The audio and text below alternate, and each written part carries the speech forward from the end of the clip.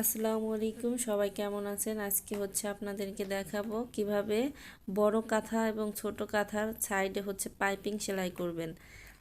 দেখেন, আমি কিন্তু এখানে সম্পূর্ণটা সেলাই করে আপনাদেরকে দেখাবো আপনাদের সুবিধার্থে। আর নতুন একটা টিপস দিব, সবাই ধৈর্য সহকারে দেখবেন, আর কেউ টেনে দেখবেন না, তাহলে কিন্তু আপনারাও পারবেন না।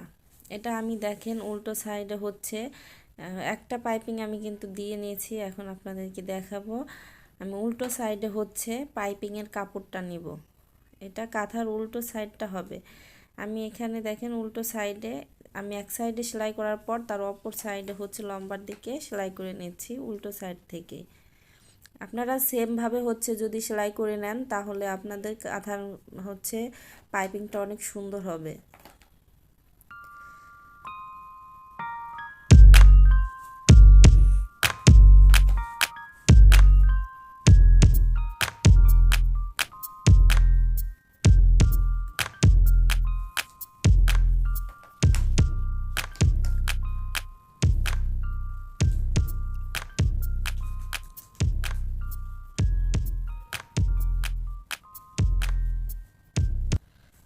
আমার এটা জোড়া লাগানো শেষ। এখন এই কাপড়টাকে আমি উল্টিয়ে নিব।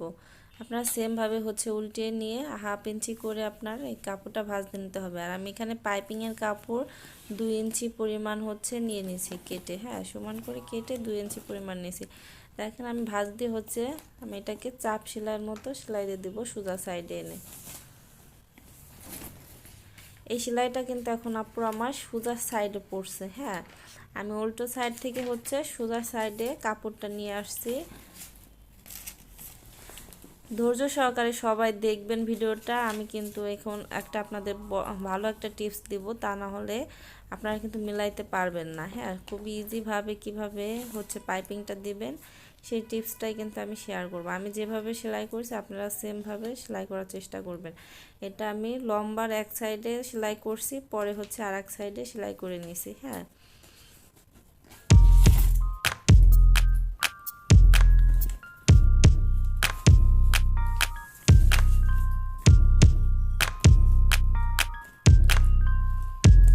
এখন আমি চওড়া সাইডে দেখেন এখানে 1 ইঞ্চি পরিমাণ কাপড় এক্সট্রা সোজা সাইডে দিয়ে তারপর উল্টো সাইড থেকে সেলাই করব, হ্যাঁ। এখানে একটুকু আপনারা ফলো করবেন। এভাবে যদি না করেন তাহলে কিন্তু আপুদের মিলবে না, কাঁথার পাইপিংটা মিলবে না, হ্যাঁ। আমি সেমভাবেই সেলাইটা করব। একদম নিচের দিকে যায় আবার 1 ইঞ্চি কাপড় বাড়তি রেখে তারপর সেলাইটা করব। 1 ইঞ্চি কাপড় বাড়তি রেখে সোজা সাইডে ভাঁজ দিয়ে নিতে হবে। আমি উল্টো সাইডে সেলাই করছি। এখন এই যে 1 ইঞ্চি কাপড় আমি নিচের দিকে ভাঁজ দিয়ে তারপর সেলাইটা করে ফেলবো।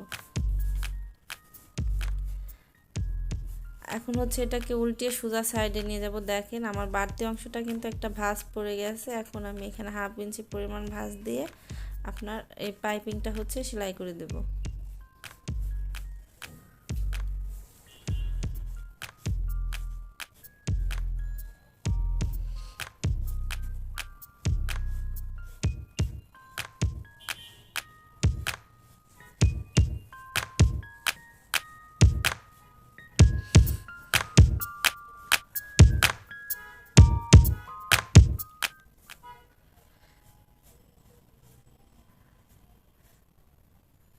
আমার পাইপিংটা কিন্তু সেলাই করা শেষ।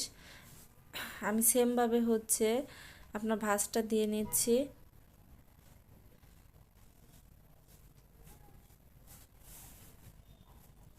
এখন আমি অপর সাইডে সেমভাবে ভাঁজ দিয়ে নিব। আর আপনাদেরকে ছোট্ট একটা রিকোয়েস্ট করবো, আপুরা যারা আমার ভিডিওটা দেখছেন অবশ্যই আমার চ্যানেলটা সাবস্ক্রাইব করবেন আর পাশে থাকা বেল বাটনটি বাজিয়ে দেবেন, তাহলে যে কোনো ভিডিও ছাড়ার সঙ্গে সঙ্গে আপনারা নোটিফিকেশন পেয়ে যাবেন। আমি কিন্তু সেমভাবে আর এক সাইডেও 1 ইঞ্চি 1 ইঞ্চি করে বাড়তি রেখে সেলাইটা করে নিচ্ছি।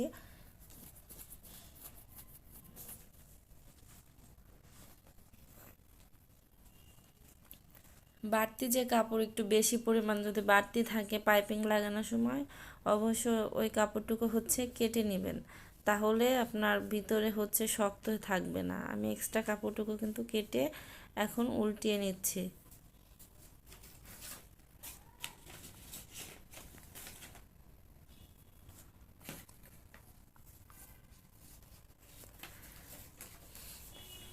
আপনারা এভাবে কিন্তু পাইপিং দিলে আপুরা হচ্ছে খুবই সহজে কিন্তু কোনাগুলা মিলাতে পারবেন। হ্যাঁ, আমাদের যে 4 কোনা থাকে কাঁথার, এই 4 কোনা কিন্তু খুবই সহজভাবে হচ্ছে মিলিয়ে ফেলতে পারেন। আপনারা সেমভাবে হচ্ছে চেষ্টা করলে আপনারা খুবই সহজে পারবেন। আমার এখন কাঁথাটা সম্পূর্ণ সেলানো শেষের দিকে। আর হচ্ছে তেজপাতা ডিজাইনের ভিডিওটা হচ্ছে আমি সেলাই মেশিন দিয়ে করছি, আপনারা চাইলে এই ভিডিওটা হচ্ছে দেখে নিতে পারেন। হ্যাঁ, আর আমার ভিডিওতে ছোট্ট একটা লাইক এবং কমেন্ট করবেন আর একটু শেয়ার করে দেবেন। সবাই সবাই ভালো থাকবেন। আজকের মতো এই পর্যন্তই। আল্লাহ হাফেজ।